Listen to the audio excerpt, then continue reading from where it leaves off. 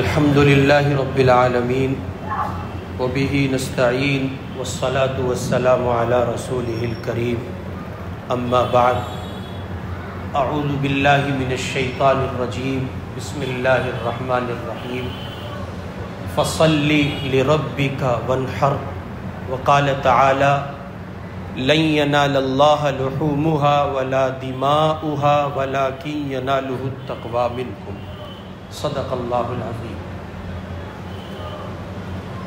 آج ہم بات کریں گے فلسفہ قربانی پر۔ ایک زمانہ ہوا اپنے وجود کے ہوش کے زمانے سے لے کے آج تک ہم اور آپ اپنے بڑوں کو ذی الحج کے مہینے میں 10 ذی الحج کو قربانی کے طور پر جانور لا کر ان کا خیال رکھ کر 10 ذی الحج کو اللہ کے نام پر قربان ہوتا دیکھ رہے ہیں، اپنے بڑوں کو کرتا دیکھ رہے ہیں۔ ہم میں اور آپ میں جس کی جتنی عمر ہے وہ اپنی عمر کے اسی پیمانے پر ایک لمبے زمانے سے اس عمل کو اپنے گھر، اپنے خاندان، اپنے کٹم، اپنے قبیلے، اپنے سرکل میں زندہ ہوتے دیکھ رہا ہے۔ جہاں تک اس عمل کے پس منظر کی بات ہے تو وہ بھی ہمارے عمر کے اس دورانیے میں جس سے گزر کر ہم اور آپ یہاں تک پہنچے ہیں، کہیں نہ کہیں کسی نہ کسی حوالے سے علماء کی گفتگو سنی یا کتابوں کا مطالعہ کیا یا لکھاری لوگوں کی تحریر پڑھی یا اصحاب قلم کی تحریرات نظروں کے سامنے سے گزری، اور کسی نہ کسی درجے میں یہ بات ذہن کا حصہ ہو ہی گئی کہ اس عظیم عمل کا پس منظر کیا ہے۔ اور یہ بات، یہ روایت بچپن سے ہم اور آپ سنتے چلے آئے ہیں، پڑھتے چلے آئے ہیں، علماء کو کہتے سنا ہے کہ صحابہ کرام نے یہ پوچھا یا رسول اللہ یہ قربانی کیا ہے؟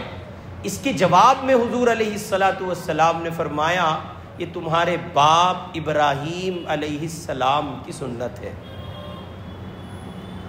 تو قربانی کا جو پس منظر ہے، اس کا جو بیک گراؤنڈ ہے، وہ تقریباً میرے اور آپ کے ذہن میں مستحضر ہے، مجھے اور آپ کو پتہ ہے کہ اس کے پیچھے کا خاکہ کیا ہے۔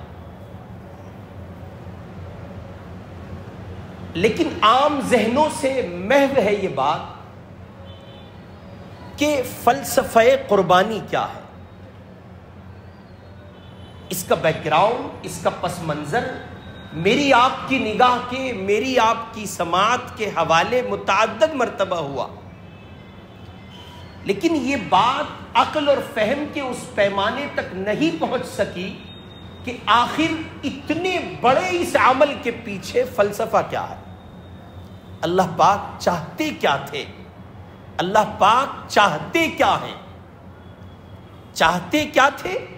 ابراہیم علیہ السلام کو اس عمل سے گزارا، چاہتے کیا تھے؟ میں اور آپ اس عمل سے گزریں، اللہ کی منشا ہے، رسول کی منشا ہے، ان کی شریعت کا حکم ہے، چاہتے کیا ہیں؟ یہ مجھے اور آپ کو اگر سمجھ آ جائے کہ اس قربانی میں خدا نے فلسفہ کیا رکھا ہے تو یقین جانے مجھے اور آپ کو قربانی کرنے میں بھی مزہ آئے گا، اور قربانی کی راہ میں ترقی کرنے کی فکر مجھے اور آپ کو سوار ہوگی، میں اور آپ اس میں آگے بڑھیں گے۔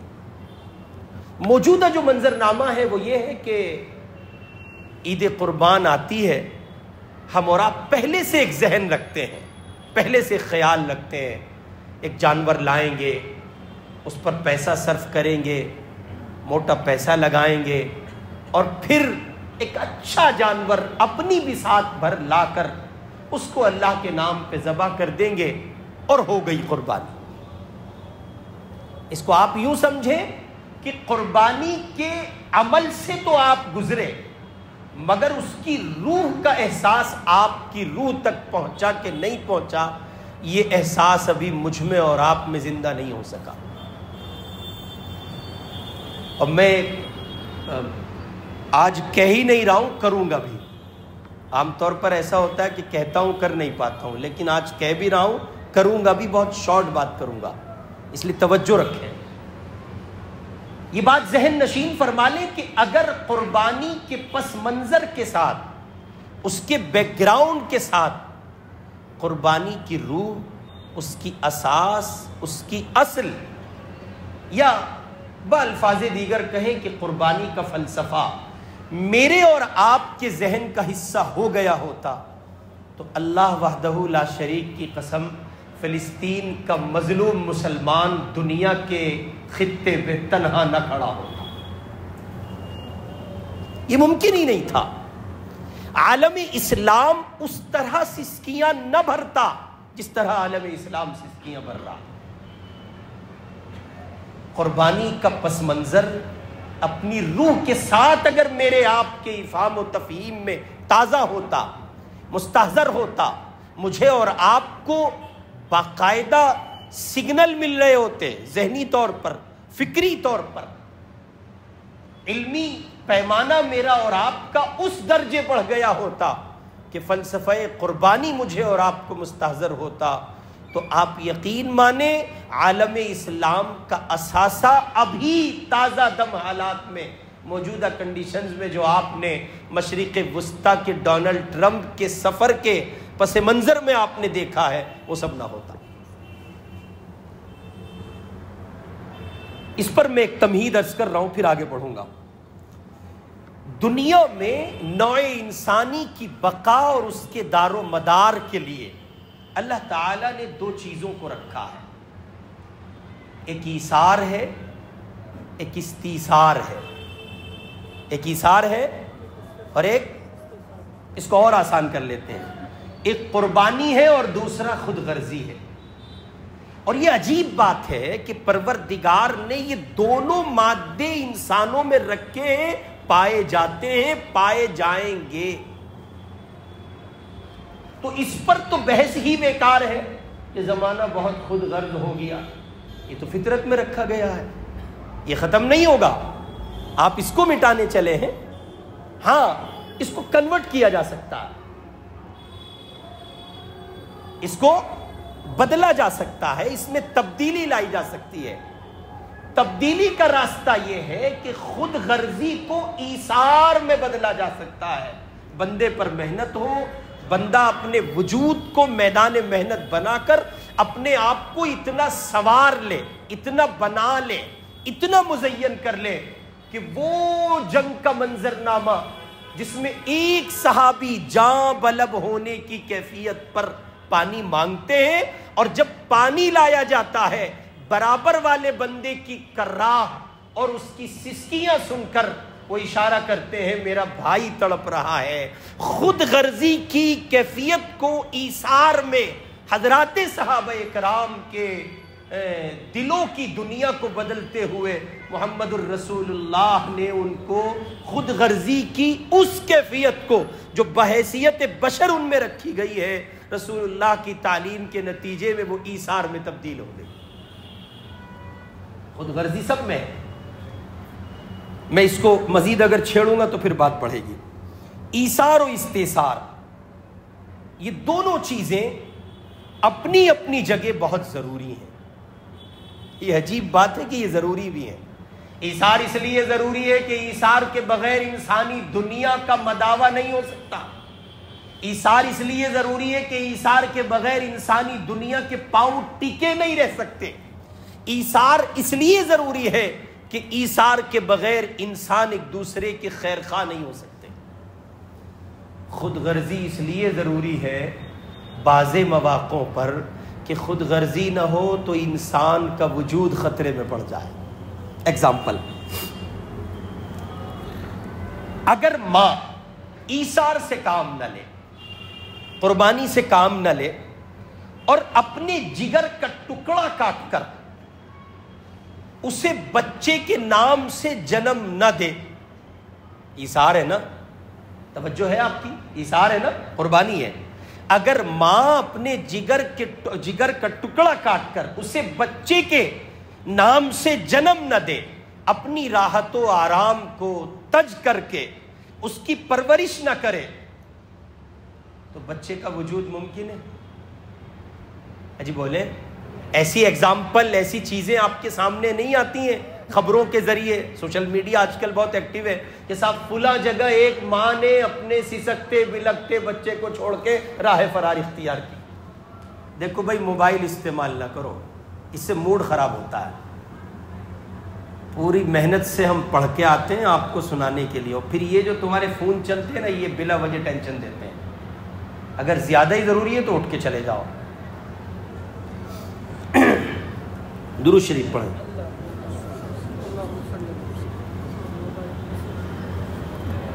اگر ماں اپنی راحتوں کو قربان نہ کرے، میرا آپ کا وجود ممکن ہے؟ عام خبریں ہیں کہ فلاں کی ماں، فلاں عورت اتنے بچوں کو چھوڑ کر اپنے عاشق کے ساتھ چلی گئی. خود غرضی غالب آئی تو ماں نے ممتا کا پیمانہ چھوڑ دیا. اس کے مقابل ہزاروں مثالیں ہیں کہ ایک ماں نے اس کیفیت پر اپنے بچے کو وجود دیا کہ ماں دار فانی سے باقی کو کوچ کر گئی. اس کا مطلب یہ ہے کہ اگر ماں اپنی راحت کو قربان کر کے، اپنے آرام کو تج کر کے بچے کی پرورش کرتی ہے، اسے وجود عطا کرتی ہے، تو یہ قربانی کہلاتی ہے، ایثار کہلاتا ہے. اور اس کا اپوزٹ پہلو، اگر بچہ اس ایثار سے کام لے تو وجود فنا ہو جائے. بچہ ایثار سے کام نہیں لے سکتا، اسے خود غرضی دکھانی ہے، وہ اپنی ماں کو چوستا ہے، اس کا خون چوستا ہے. وہ بظاہر جو پہلو آپ کو دودھ کی شکل میں نظر آ رہے ہیں، وہ دراصل دودھ نہیں ہے، وہ عورت کی اپنی توانائی ہے، صلاحیت ہے، قوت ہے. اس کے اندر پروردگار نے جو کچھ رکھا ہے وہ سب کچھ اپنی اولاد کو دے دیتی ہے. گویا ماں ایثار سے کام لیتی ہے اور بچہ خود غرضی سے کام لیتا ہے. اس کا مطلب یہ ہے کہ خدا کے رکھے گئے یہ دونوں مادے انسانوں کے وجود میں ضروری ہیں. اس لیے اللہ تعالی نے اپنی قدرت اور اپنی مصلحت کی وجہ سے، چونکہ ان کو نسل انسانی کو باقی رکھنا ہے، اس لیے ان دونوں مادوں کو رکھا ہے. اور ہر شخص میں خلقی طور پر یہ صلاحیت رکھی گئی ہے کہ وہ ایثار بھی کرنا جانتا ہے اور خود غرضی کی کیفیت بھی اس میں پائی جاتی ہے. مگر وہی بات ہے کہ قربانی کا مادہ لوگوں میں کم ہوتا ہے اور خود غرضی کا زیادہ ہوتا ہے. ماں جو قربانی بچے کے لیے پیش کرتی ہے اس کی نظیر دنیا میں مشکل سے ملتی ہے، لیکن بچہ جو خود غرضی ماں کے مقابلے میں دکھاتا ہے اس کی مثالیں جب جہاں جیسے چاہیں آپ دیکھ سکتے ہیں. اب یہاں سے فلسفہ قربانی سمجھیں آپ. یہی وجہ ہے کہ خود غرضی کے مادے کو مارنے اور ایثار و قربانی کے مادے کو ابھارنے کے لیے انسانی دنیا میں حضرات انبیاء علیہم الصلاۃ والسلام کی آمد کا سلسلہ جاری کیا گیا. انسانوں کو انسان بنانے، ان کی خود غرضی کے مادے پر ایثار اور قربانی کی کیفیت کو غالب کرنے کے لیے حضرات انبیاء علیہم السلام کی جماعت آئی، یکے بعد دیگرے آئی، اور بالآخر یہ کہ میرے آپ کے آقا جناب محمد الرسول اللہ صلی اللہ علیہ وسلم تشریف لے آئے. اور پھر انبیاء کی جماعت اپنے واعظ و نصیحت، اپنی دعوت اور اللہ کی جانب سے ملنے والی تعلیمات کے نتیجے میں ان بندوں کی نگرانی کرتے ہوئے ان کی تعلیمی اور کہیے کہ اخلاقی کردار کو بنیادی طور پر سنوارتے ہوئے ان کو ایسا بناتی ہے کہ ان کی خود غرضی کی کیفیت پر ایثار اور قربانی کی کیفیت غالب آتی ہے، ان کے استیثار پر ان کا ایثار غالب آ جائے، اس طرح انبیاء علیہم السلام کی جماعت ان کو تیار کرتی ہے۔ قربانی کی یہ شاندار روایت جس یادگار کے نتیجے میں، یا یوں کہیں کہ جس روایت کے نتیجے میں ساری دنیا کے مسلمان 10 ذی الحجہ کو اللہ کے نام پر جانور ذبح کرتے ہیں، دراصل یہ شاندار روایت حضرت ابراہیم علیہ السلام نے قائم کی تھی، خداوند تعالیٰ کے حکم سے اس کی خوشنودی کے لیے اپنے پیارے بیٹے حضرت اسماعیل علیہ السلام کو اپنے ہاتھوں سے ذبح کرنے پر تیار ہو گئے تھے۔ یہ اس واقعے کی یادگار ہے، اور دنیا کے کروڑوں مسلمان 10 ذی الحجہ کو عید الاضحیٰ کو یا عید قربان یا بقرعید ہمارے ملک میں بر صغیر میں کہا جاتا ہے، کہیے کہ اس عظیم واقعے کی یاد کے طور پر اور اس سنت کے احیاء کے طور پر جانور لاتے ہیں، ذبح کرتے ہیں اور خدا کے اس حکم کی تعمیل و تکمیل کرتے ہیں، اور یوں کہیں کہ ایثار کے جذبے کو اپنے اندر ابھارنے کی گویا ایک محنت کرتے ہیں۔ پھر یہ سمجھیں، اس قسم کی مذہبی تقریبوں کی ایک بڑی خوبی یہ ہے، یہ ان لوگوں کا جواب ہے، کن لوگوں کا؟ جو یہ کہتے ہیں اتنے سارے پیسوں کے جانور، توجہ ہے آپ کی، اتنے سارے پیسوں کے جانور، خصوصاً ہمارے ملک کا کاندو کہوے بیچارہ، اور جب پتہ ستا تو کچھ ہوتا نہیں، اب وہ بغیر پتے کے ہی کہوے، وہ کہوے ان کو جی بتاؤ اگر یہ مسلمان اتنے سارے پیسوں کے جانور نہ کاٹ کے اپنے قوم کے ڈیولپمنٹ پہ لگا لے، ہے نا سوال؟ کالج میں جانے والے، یونیورسٹی میں جانے والے دوست بیٹھے ہیں نا، آفیسز میں کام کرنے والے لوگ بیٹھے ہیں، وہ اتنے سارے جانور مارتے ہو، اس سے اچھا تو اپنی قوم مسلم کا بھلا کر لیتے۔ اس کا جواب ہے، سن لیجئے، اس قسم کی مذہبی تقریبوں کی بڑی خوبی یہ ہے کہ خدا پرست انسانوں کی جو ایک بہت بڑی تعداد دنیا کے کونے کونے میں پھیلی ہوئی ہے، ہر نسل، ہر رنگ، ہر طبقے کے لوگوں پر مشتمل ہے، وہ ان تقریبوں میں اپنی یکدلی، یکجہتی کا مظاہرہ کرتی ہے، اور فکر و احساس کی وحدت کے مضبوط رشتے کو جو اس کے افراد کو ایک دوسرے سے وابستہ کرتا ہے مزید مضبوط کر لیتی ہے۔ یہ ایک بہت بنیادی وجہ، اس میں ایک لفظ استعمال ہوا ہے اس عبارت میں، خدا پرست انسانوں کی ایک بہت بڑی تعداد۔ یاد رکھیے، جو خدا پرست ہوگا اس کے ذہن میں کبھی یہ بات نہیں آئے گی کہ اتنے سارے جانور قربان کیے جاتے ہیں، بلا وجہ پیسے میں آگ لگائی جاتی ہے، اس لیے کہ فصلی لربک ونحر، اس سے زیادہ صریح حکم کیا چاہتے ہو؟ وہ حضرت اصل میں لاجک نہیں ہے کچھ، مارو کان کے نیچے کمینے لاجک ڈھونڈتے ہیں، وہ طریقہ ہے لاجک ڈھونڈ، قرآن کے اتنے صریح حکم میں بھی لاجک لائیں۔ اللہ تعالیٰ صاف کہہ رہے وَلِكُلِّ أُمَّةٍ جَعَلْنَا مَنْسَكًا لِيَذْكُرُوا اسْمَ اللَّهِ عَلَى مَا رَزَقَهُم مِّن بَهِيمَةِ الْأَنْعَامِ۔ یہ کوئی تمہارے لیے نئی بات نہیں ہے کہ تم نیا کام کر رہے ہو، تم سے پہلے ہر ایک کے لیے قربانی ہے۔ اور جو لوگ اعتراض کرتے ہیں ان کو چاہیے کہ وہ اپنا دھرم، اپنا مذہب پڑھیں۔ مثلاً جو پھولے پھرتے ہیں آج کل آئی ایم سناتنی، تو ان سناتنیوں سے گزارش ہے اپنا دھرم پڑھو، ڈھکنو تم نے اپنا بھی دھرم نہیں پڑھا، اس لیے تمہیں قربانی پر اعتراض ہے۔ دنیا کا کوئی مذہب ہو، باطل ہو یا حق ہو، ہر مذہب میں قربانی کا تصور آپ کو ملے گا۔ یہ تو پہلو ہی غلط ہے، پتہ نہیں کہاں سے آگے کیسے کیسے نمونے دنیا میں، اور رہی سہی کمی وہ حرام خور پوری کر دیتے ہیں، وہ جو ٹی وی پہ جا کے بیٹھتے ہیں، 5000 روپے کا بکاؤ پروڈکٹ، ایک بوربون کا بسکٹ اور ایک اتنی بڑی اس کی بوٹل کولڈ ڈرنک کی، اور پی کے تھپڑ کھا کے چانٹے کھا کے باہر آتے ہیں منوج کہیں کے، وہ پوری کر دیتے ہیں رہی سے، کچھ نہیں پتا۔ الف، وہ ہمارے یہاں مسل مشہور ہے مظفر نگر کے خطے میں، الف اور بھالا، بھالا دیکھا آپ لوگوں نے؟ شہری بچوں نے پتہ نہیں دیکھا بھی، الف اور بھالا ایک جگہ کھڑا کر دو، ان سے پوچھو ان میں کون کیا ہے، فرق نہیں بتا سکتے۔ وہ جا کے اسلامک اسکالر کی حیثیت سے ٹی وی پہ بیٹھ کے ڈیبیٹ کرتے ہیں۔ پتہ چلا خاتون اٹھتی ہے، زور سے مارتی ہے کھینچ کے۔ جب عورتوں سے بھیڑو گے یہی ہوگا۔ کسی مسلک کے متدین اور معتدل علماء آپ کو وہاں جا کر ڈیبیٹ کرتے ہوئے نہیں ملیں گے۔ انہیں پتا ہے ہم ایک ایسی خاتون سے بھڑنے جا رہے ہیں جس میں پہلے سے دماغ کم ہے۔ اپنی بیوی کو دیکھ کے سمجھ لی ہوتی اتنی بات تو وہ مانتی ہے آپ کی، وہ نہیں مانتی۔ پتہ چلا وہاں گئے ہیں۔ پھر رہی صحیح کمی، کسی ایکس مسلم سے ڈیبیٹ ہو رہی ہے۔ اب ایکس مسلم سے ڈیبیٹ وہ تو کرے جسے معلومات ہو۔ غلط ترجمانی، غلط نمائندگی کی وجہ سے اسلام کے خلاف پروپیگنڈا زیادہ ہوتا ہے۔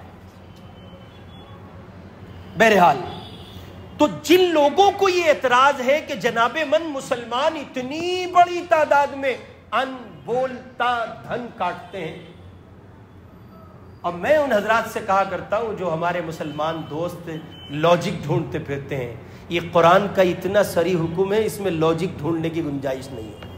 اور میں نے شاید پہلے بھی ہر سال سناتا ہوں، میں جب بھی کوئی موقع ایسا آتا ہے میں سناتا ہوں۔ ہمارا ایک دوست تھے میرٹھ میں ہندو، وہ پہلے ہندو تھا اب عیسائی ہو گیا۔ وہ کہنے لگا یار یہ بات سمجھ میں نہیں آتی آصف بھائی، بہت پہلے کی بات ہے۔ اس وقت تو آپ یہ سمجھیے کہ بمشکل تمام عمر رہی ہوگی، 15 یا 17 سال عمر رہی ہوگی، اب تو 35 کے ہو گئے ہیں ہم، اس وقت 15 یا 17 سال عمر تھی۔ اس نے کہا کہ یہ سمجھ میں نہیں آتا تم لوگ اتنے سارے جانور کاٹتے ہو اور پلے نہیں پڑتا۔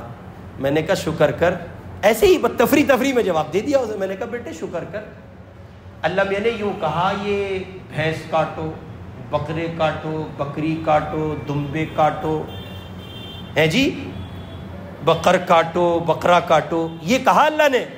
اگر اللہ تعالیٰ یہ فرماتے اپنے سب سے قریبی دوست کی کاٹنی ہے گردن، تو تیرا کام اب تک ہو گیا ہوتا، اس لیے کہ تو مجھے سب سے زیادہ عزیز ہے۔ وہ ایک دم سٹ پٹا گیا۔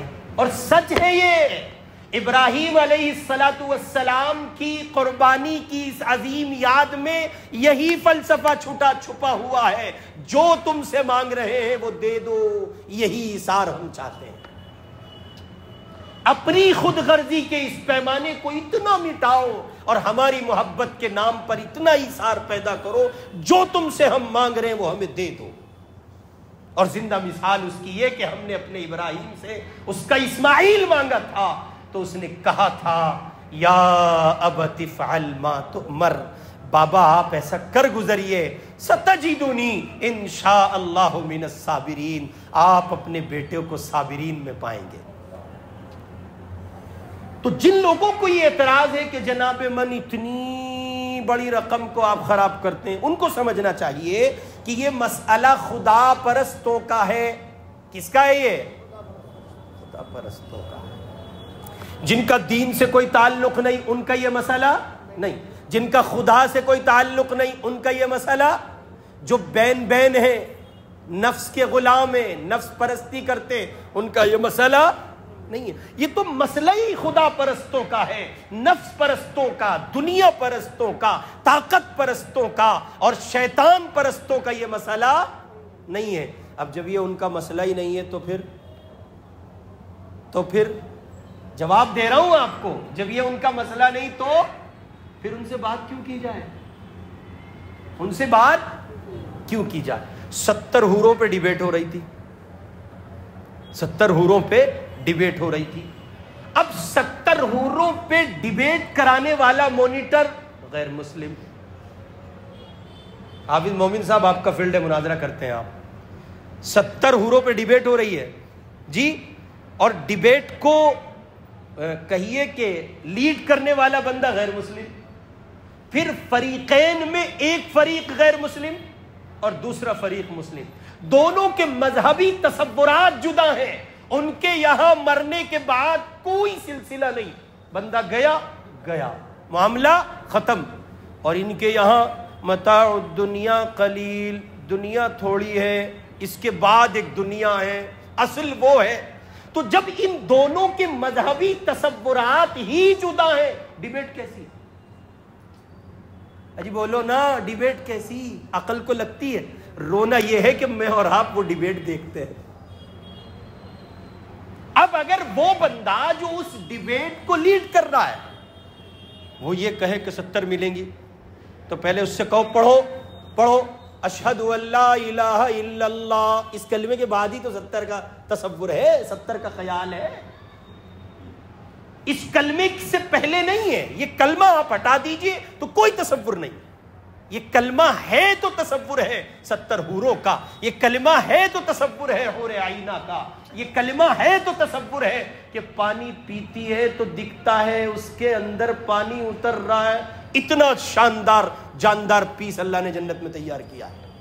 بھئی یہ تصور اسی کے لیے تو ہے جس آدمی کا تصور یہ ہے کہ یہ مر گئے، آگ لگا دی گئی اور حضرت ختم، مطلب ختم، اب کوئی کسی قسم کا وجود نہیں ہے، تو اس سے کیا بات کریں؟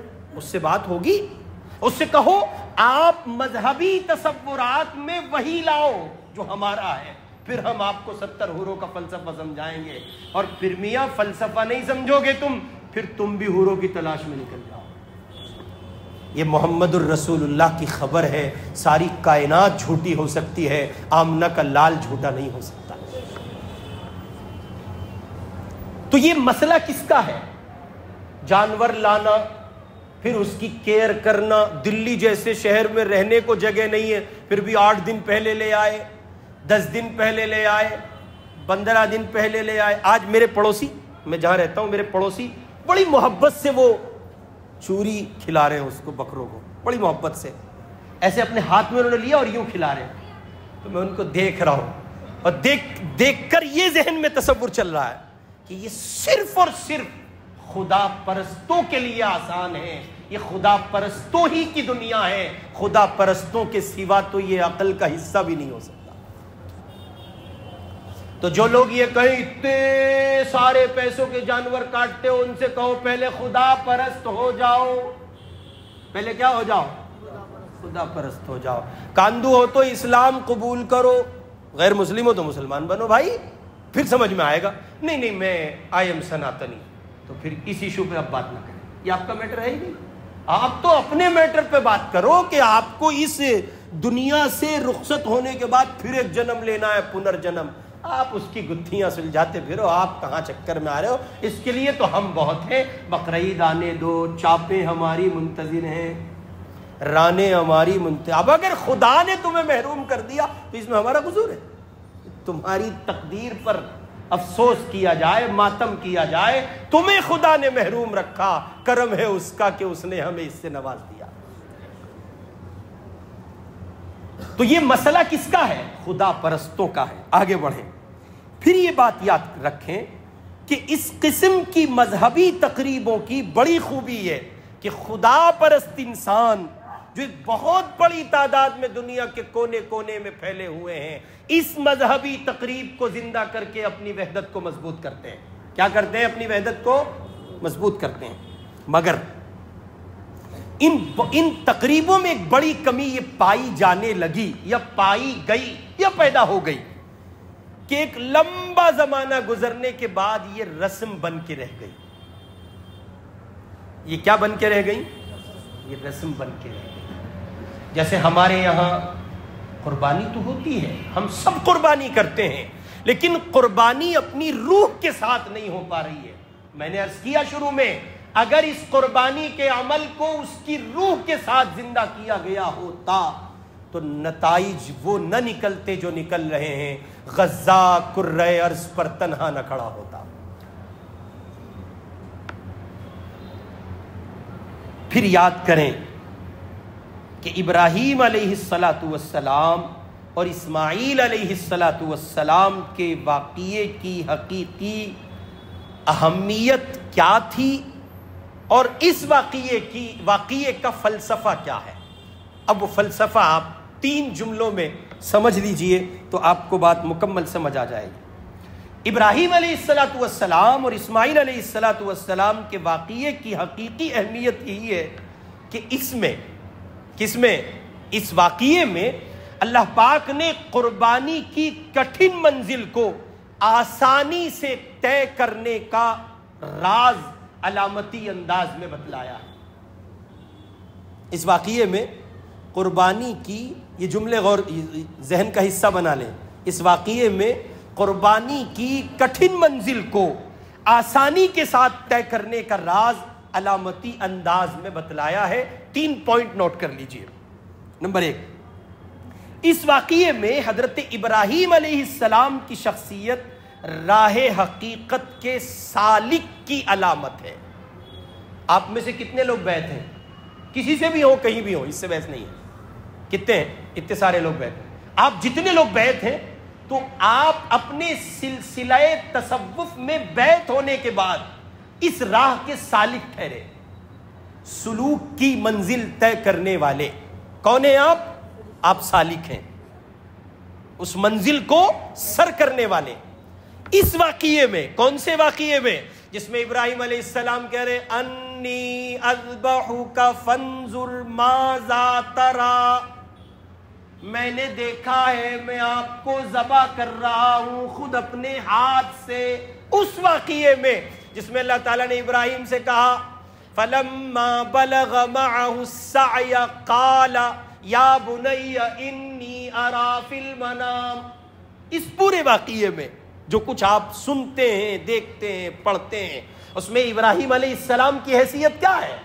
راہ حقیقت کے ایک سالک کی حیثیت کے طور پر گویا ان کی یہ علامت ہے کہ وہ راہ حقیقت کے ایک سالک ہیں۔ آگے بڑھیں، اور اسماعیل علیہ السلام کی شخصیت کو فطری محبت کے موضوع کی نمائندگی کے لیے رکھا گیا۔ ابراہیم علیہ السلام راہ حقیقت کے سالک ہیں، اسماعیل علیہ السلام کی شخصیت فطری محبت کے موضوع کی نمائندگی کرتی ہے۔ اسماعیل ابراہیم کے لگتے کیا ہیں؟ اجی بولو، وہ ان کے کیا ہیں؟ بیٹے۔ اور بیٹے سے محبت فطری ہے کہ غیر فطری ہے؟ فطری ہے نا، کسی بھی باپ کو بیٹے سے محبت ہوگی۔ ابراہیم علیہ السلام کو بیٹے سے فطری محبت ہے، بیٹا اسماعیل ہے، ان کی شخصیت کو فطری محبت کے موضوع کا نمائندہ بنایا گیا۔ آگے بڑھیں، اور ذات باری یعنی اللہ تعالی کی ذات حقیقی روحانی محبت کی موضوع قرار دی گئی۔ یہ 3 علامتیں ہیں اس واقعے میں، ایک طرف ابراہیم ہے، ایک طرف اسماعیل ہے، ایک طرف ذات باری ہے، اللہ کی ذات ہے۔ فلسفہ سمجھیں قربانی کا کیا ہے؟ فلسفہ یہ ہے کہ اللہ پاک نے ایک ایسے پہلو پر اپنے بندے ابراہیم، عظیم پیغمبر ابراہیم کو آزمایا ہے کہ جس پہلو پر آزمائش کی جا رہی ہے وہ پہلو فطری محبت کی نمائندگی کرتا ہے۔ اور یہاں ایک بات سمجھیں، ایک محبت وہ جسے آپ کریٹ کرتے ہیں، آپ تیار کرتے ہیں، جس کی ساخت آپ بناتے ہیں، ایک محبت وہ ہے، اس کا نکلنا، اس کا ختم ہونا، اس کا مٹنا، اس کو مٹانا، اس کو کمزور کرنا، کمتر کر دینا، یہ سب آسان ہوتا ہے۔ مقابلے میں اس فطری محبت کے جو اتار دی گئی، رکھی گئی، ودیعت کی گئی ہے، جو محبت آپ کے اندر خدا کی طرف سے رکھی گئی ہے، اسے آپ مٹا نہیں سکتے، اسے آپ مٹا نہیں سکتے، اسے آپ ختم، اسے آپ کمزور، اسے ڈاؤن آپ نہیں کر سکتے، اس لیے کہ وہ پیمانہ رب اکبر نے رکھا ہے۔ اللہ تعالیٰ نے ابراہیم کی آزمائش تو کی، مگر کہاں کی؟ فطری محبت کے پیمانے پر، جو ایک کٹھن منزل تھی۔ جو منزل کیا تھی؟ کٹھن تھی۔ اللہ تعالیٰ نے اس کٹھن منزل پر ابراہیم کی آزمائش کی، اور ابراہیم اس سے گزرے، اس انداز پر گزارا گیا کہ دنیا کے اہل ایمان کے لیے اس پیمانہ محبت پر کھرا اترنے کے لیے جو شیقیں چھوڑی گئی ہیں، جو راز رکھے گئے ہیں، وہ علامتی انداز میں بتلائے گئے اور یوں سمجھایا گیا دیکھو ہم اپنے ابراہیم کو آزما رہے ہیں اسماعیل کی فطری محبت کے پیمانے پر، اور ابراہیم کو اپنے تک لا رہے ہیں، ابراہیم کو اپنے تک لا رہے ہیں۔ تو سمجھ لو کہ اصل محبت کی مرکزی ذات ہماری ذات ہے، ہمارے سوا کسی کی ذات نہیں ہے۔ جو نقطہ یہاں سمجھایا گیا ہے اس کا ایک پہلو یہ ہے کہ انسان محبوب حقیقی تک تب ہی پہنچ سکتا ہے جب اس میں یہ حوصلہ پیدا ہو جائے کہ اگر اس سے ایسی چیز یا ایسے شخص کی قربانی طلب کی جائے جو اس کو دنیا میں سب سے زیادہ عزیز ہے تو وہ آنکھ بند کر کے قربانی دینے پر تیار ہو جائے۔ دوسرا پہلو یہ کہ فطری محبت کی وہ زنجیریں جن میں انسان جکڑا ہوا ہے دنیا کے اور سمبندھنوں سے زیادہ مضبوط ہیں، لیکن روحانی محبت میں یہ طاقت ہے کہ انہیں بھی ایک اشارے میں توڑ سکتی ہے۔ یہیں رک کر وہ پیمانہ سنیں، کون سا؟ جس میں ایک صحابی کا مکالمہ ایک غیر صحابی باپ کا مکالمہ غیر صحابی بیٹے سے، مسلم باپ کا مکالمہ غیر مسلم باپ سے ہو رہا ہے۔ کیا ہو رہا ہے؟ وہ صحابی سے ان کا بیٹا کہتا ہے بابا آپ میری تلوار کے نیچے آئے، آپ میری تلوار کے، توجہ ہے، گردنیں نیچے ڈال کے سن رہے ہو، پتہ نہیں مجھے بات نہیں آ رہی، سونے آئے ہو کیا؟ آپ میری تلوار کے نیچے کئی بار آئے، میں نے یہ سوچ کے چھوڑ دیا بابا ہیں، ابو ہیں، والد ہیں۔ اس صحابی رسول نے جو بات کہی تھی وہ یہ تیسرا پہلو ہے۔ روحانی محبت میں یہ طاقت ہونی چاہیے کہ ان فطری بندھنوں میں بندھی ہوئی محبت کی جو زنجیریں ہیں ایک اشارہ ملے اور توڑ کے سب کو آگے بڑھ جائے اور کہے کہ روحانی محبت اصل ہے۔ جیسے وہ صحابی رسول نے کہا تھا کہ تم میری تلوار کے نیچے آ گئے ہوتے تو میری تلوار نہ دیکھتی کہ تم میرے بیٹے ہو، وہ بس اتنا دیکھتی محمد الرسول اللہ کا، دین کا، اسلام کا دشمن ہے اور سر تن سے جدا کیا گیا۔ یہاں مقصود یہ نہیں ہے کہ آپ جائیں اور توڑا پھوڑی مچا دیں، یہ مقصود نہیں ہے۔ یہاں مقصود یہ ہے کہ آپ اپنے نفس کا تزکیہ اس پیمانے پر کریں، قربانی کے اس عمل سے گزرتے ہوئے صرف جانور قربان نہ ہو، آپ کی انا قربان ہو جائے، جانور قربان نہ ہو، آپ کی خود غرضی ایثار میں بدل جائے، جانور قربان نہ ہو، آپ کے اندر کا میل کچیل باہر ہو اور اندر ایک روحانی دنیا آباد ہو، اور آپ دنیا کے اپنی زندگی کے ہر ایک موڑ پر اس طرح کھڑے ہوں کہ آپ سے جب کبھی اللہ کے دین کے پیمانے پر صدا لگا کے آپ کو پکارا جائے تو آپ یک زبان ہو کر آگے بڑھے اور کہے لبیک۔ یہ مطلوب ہے۔ اور پھر دیکھیں یہ جو عید قربان کے موقع پر ہم اس محبوب حقیقی کے سامنے جس نے ابراہیم علیہ السلام کی اتنی کڑی آزمائش کی تھی، بندگی اور عبادت کی نظر پیش کرتے ہیں اور اس امتحان میں پورے اترنے والے خلیل اللہ کی بارگاہ میں گویا نیاز و عقیدت کے پھول چڑھاتے ہیں۔ یہ اپنی جگہ بہت اچھی چیز ہے، اس جملے پر غور کیجئے، یہ اپنی جگہ بہت اچھی چیز ہے مگر کافی نہیں ہے، مگر کافی نہیں ہے۔ کافی تب ہوگا کہ بندگی کی حقیقی شان ہمیں نصیب ہو، اور وہ یہ کہ ہم قربانی کی اس راہ پر جو ہمارے مولا نے اپنے برگزیدہ بندے کو دکھائی تھی چلنے کی اپنی سی کوشش کریں۔ اور عقیدت کی سچی نشانی یہ ہے کہ ابراہیم علیہ السلام کی اپنی بساط پر پیروی کریں۔ اب اپنی بساط ہر آدمی جانتا ہے، کس کی کتنی بساط ہے یہ ہر شخص کو پتا ہے۔ اس لیے قربانی کا فلسفہ بس ان دو جملوں میں سمجھ لیجئے کہ آپ رب حقیقی تک نہیں پہنچ سکتے جب تک آپ کے اپنے اندر یہ پیمانہ، یہ ایثار، یہ کیفیت پیدا نہ ہو جائے کہ آپ فطری محبت کے تمام خود غرضی کے پیمانوں کو مات دے کر آگے بڑھ کر اس محبت حقیقی اور اس مالک حقیقی کی تک پہنچنے کا حوصلہ اپنے اندر نہ پائیں جو مطلوب ہے۔ چنانچہ چند ایک 1000 روپیہ لگا کر، چند ایک لاکھ روپیہ لگا کر قربانی تو کی جائے، مگر یہ دیکھا جائے کہ کیا کیا قربان ہوا۔ صرف جانور قربان ہوا، میری اور آپ کی انا قربان نہیں ہوئی، میرا اور آپ کا نفس قربان نہ ہو سکا، تو پھر قربانی نہیں ہوئی۔ قربانی تو اپنی اس روح کے ساتھ ہے، اس کیفیت اصلی کے ساتھ ہے، اس ایثار والی کیفیت کے ساتھ ہے جو اللہ تعالیٰ نے آزمائش کر کے اہل اسلام کے لیے ایک سہل راستہ محمد الرسول اللہ کے صدقے میں بنا دیا ہے۔ آئیے میں اور آپ اس پر مل کر چلیں اور اپنے لیے یہ طے کریں کہ میں اور آپ اس پیمانے پر آگے بڑھیں گے، اور اتنا آگے بڑھیں گے، اتنا آگے بڑھیں گے کہ اپنی بساط بھر کوشش کریں گے ابراہیم علیہ السلام کی پیروی کی۔ آج ہی سے عزم کریں، ابھی سے عزم کریں، ارادہ کریں۔ شریعت آپ کو کن کن پیمانوں پر، کن کن محاذات پر آواز دیتی ہے، آپ کی اپنی بساط کیا ہے، ان پیمانوں، ان محاذات پر چلے جانے کی، کھڑے رہنے کی۔ کیا آپ وہاں تک پہنچے؟ کیا اس سیڑھی کی پہلے ڈنڈے پر، پہلی پیڑھی پر آپ نے قدم رکھا؟ کیا آپ کے دل و دنیا میں اسرائیل کی مذمت پورے طور پر پائی جاتی ہے؟ کیا آپ فلسطینیوں کے تئیں اسی درجے محبت کا پیمانہ لیے کھڑے ہیں؟ میں اور آپ جانور قربان کریں گے، وہ رب کے دین کے احیاء کے لیے اپنے آپ کو قربان کر رہے ہیں۔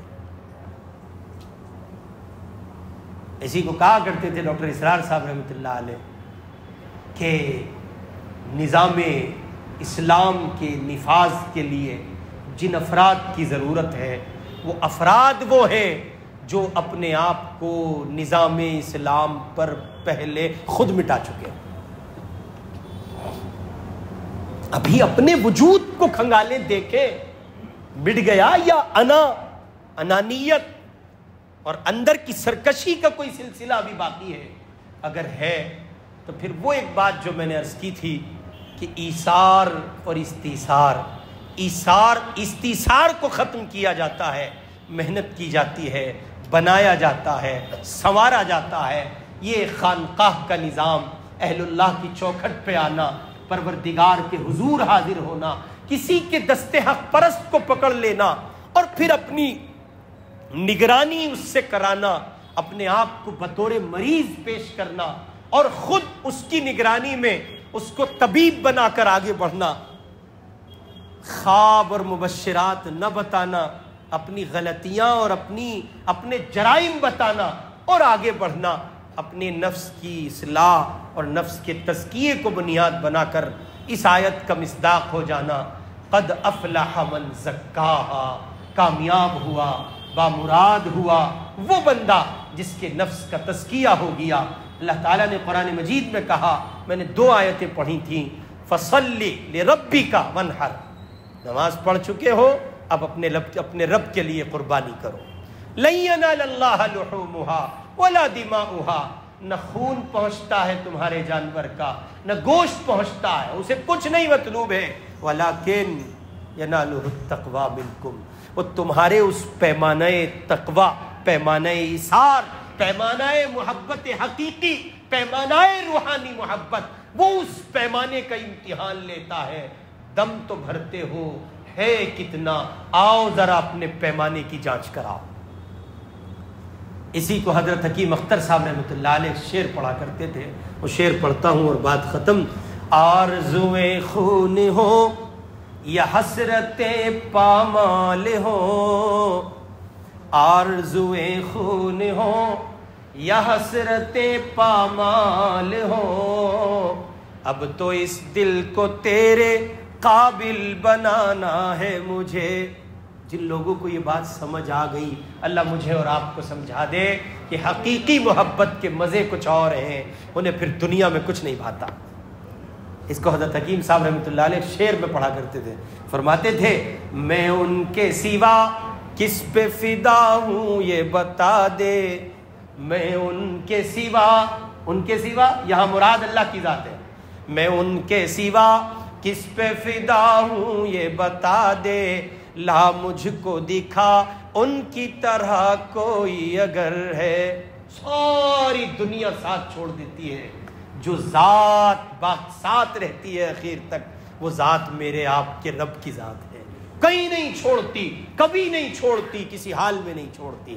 ہر حال میں، ہر آن، ہر جگہ جس ذات نے سنبھالے رکھا، نبھایا، پردہ پوشی کی، ہر ایک سے بچا کے رکھا، وہ ذات کس کی ہے؟ اللہ کی ذات ہے.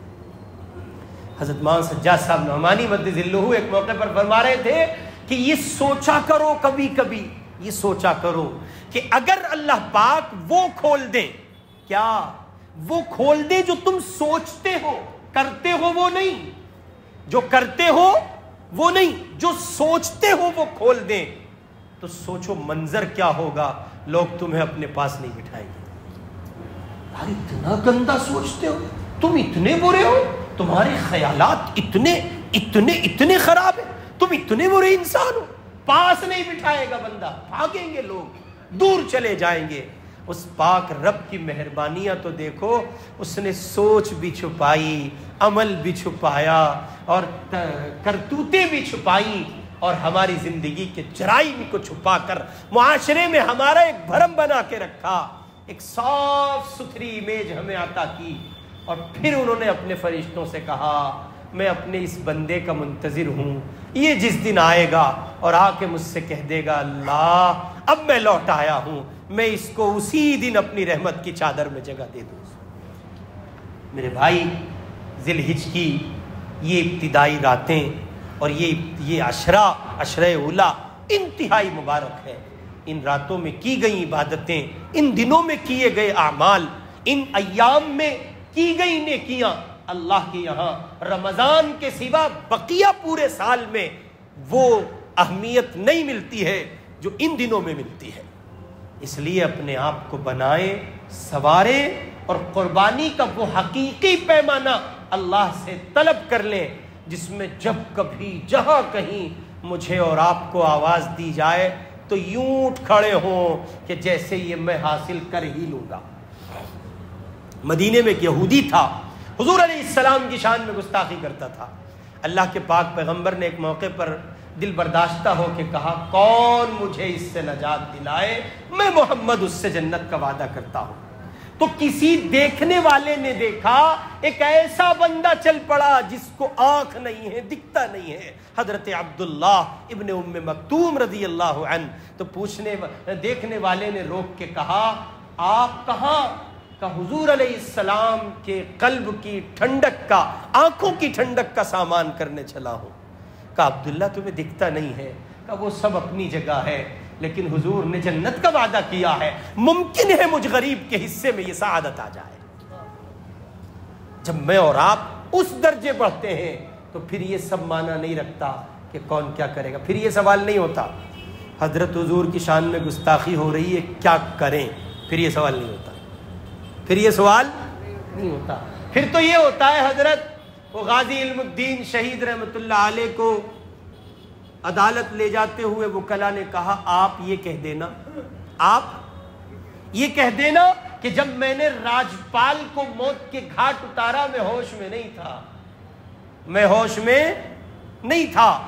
تو اقبال یہ کہتے ہیں، ڈاکٹر اقبال رحمت اللہ علیہ کہتے ہیں کہ علم الدین شہید نے یہ بات کہی میں نے زندگی میں ہوش کا کام ہی یہ بس ایک کیا ہے، اور تم کہتے ہو کہ میں ہوش میں نہیں تھا. کیسے یہ بات کہہ دوں کہ میں ہوش میں نہیں تھا؟ میں اپنے مکمل ہوش و حواس میں اس ملعون کو قتل کر کے آیا ہوں، اس لیے کہ وہ میرے آقا کے خلاف زبان نکالتا تھا. یہ پیمانہ ہے. یہ جو داڑھیاں رکھنے میں مسائل پیدا ہوتے ہیں نا مجھے اور آپ کو، اسی لیے تو ہوتے ہیں. زمانہ دیکھ رہے ہوتے ہیں، جہان دیکھ رہے ہوتے ہیں.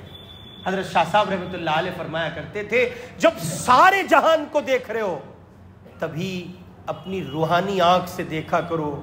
ایک ایسی ذات تمہیں دکھائی دے گی جس ذات کو ساری دنیا کے مسلمانوں نے مل کے ان کے دین کو اور ان کی ذات کو گویا مظلوم بنا دیا.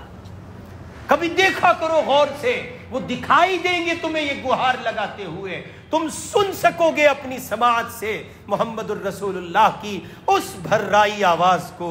تم سن سکو گے ان کی اس پکار کو، اور شاید تمہیں یہ محسوس ہو جائے، تمہارے کانوں تک کسی کی آواز پہنچے اور تم سن سکو کوئی یہ کہہ رہا ہو، دنیا کو دیکھ رہے ہو، مجھ محسن اعظم کو نہیں دیکھتے، میں نے اپنے بچے تمہارے لیے نہیں دیکھے، اپنا گھر تمہارے لیے نہیں دیکھا، اپنا خاندان تمہارے لیے نہیں دیکھا، میرا حسین کربلا میں جام شہادت پی گیا، ابو بکر سے لے کے آخری درجے تک کے سارے صحابہ، میرے سارے صحابہ تمہارے لیے قربان ہو گئے، تمہیں ساری دنیا دکھتی ہے، تم کو میں محمد کیوں نہیں دکھتا ہوں؟ کبھی آپ محسوس کر سکو تو آپ کر سکو گے، آپ کو یہ سماعت، آپ کی سماعت تک یہ آواز پہنچ سکے گی۔ کبھی تنہا بیٹھنا، کبھی محاسبہ کرنا، کبھی یہ مراقبہ کرنا، غور کرنا، پیمانہ محبت محمد میں گم ہونا اور دیکھنا۔ میں قسم کھا کر یہ ضمانت دے کے آگے بڑھ رہا ہوں کہ آپ کچھ سن سکو گے۔ یہ احساس ہی ہے جو آپ کو یہاں سے وہاں تک لے جاتا ہے۔ ابھی کل حرم میں شیخ سدیس نے نماز پڑھانے سے پہلے اعلان کیا، جب وہ صفیں درست کراتے ہیں تو کبھی کبھی گفتگو کر لیتے ہیں، تو انہوں نے کہا کیمرے میں نہ لگو، ویڈیو نہ بناؤ، تصویر میں نہ لگو، حرم میں آئے ہو اعمال کرو، اس طرح کی کچھ انہوں نے کلمات ترغیبی کہے حجاج کو۔ جانے والوں کی تعداد 20 لاکھ 30 لاکھ، اتنی بڑی تعداد جا رہی ہے۔ میں کئی سال پہلے ایک موقع پہ سفر پہ تھا، تو وہاں کسی اللہ والے سے میں نے پوچھا، میں نے کہا جی بالکل نقشہ بدل رہا ہے، ایسا لگتا ہی نہیں جیسے حج عمرہ ہے۔ انہوں نے کہا نہیں، وہ آنکھ لاؤ، یہاں آج بھی وہی 14 صدی پہلے برکتیں لٹائی جاتی ہیں۔ آپ یقین کریں، میں اپنے وجود کے ساتھ منجمد، ایسا لگتا تھا جیسے جما دیا گیا ہو، نہ دماغ کام کر رہا ہے نہ عقل، کچھ دیر کے لیے بالکل چپی، پورے وجود پہ سکتا۔ کیا کہہ رہے ہیں؟ انہوں نے کہا آج بھی یہاں وہی رنگ، وہی برکتیں، وہی عشق کا رنگ ہے جو ابو بکر کو ملا تھا، عمر کو ملا تھا، عثمان کو ملا تھا، علی کو ملا تھا۔ اور پھر اس کے نظارے کبھی کبھی دیکھنے کو ملتے ہیں۔ وہ عامر قذافی کی ویڈیو چل رہی ہے نا، لیبیا کے اس نوجوان کی، وہ ہوا کیا ہے؟ وہ سب اپنی جگہ ہے، مگر یہ دیکھو، یہ دیکھو، وہ جو ایک جملہ کہا جاتا ہے نا، وہ بلاتے ہیں تو جاتے ہیں، یہ ان جیسے لوگوں پر ہے۔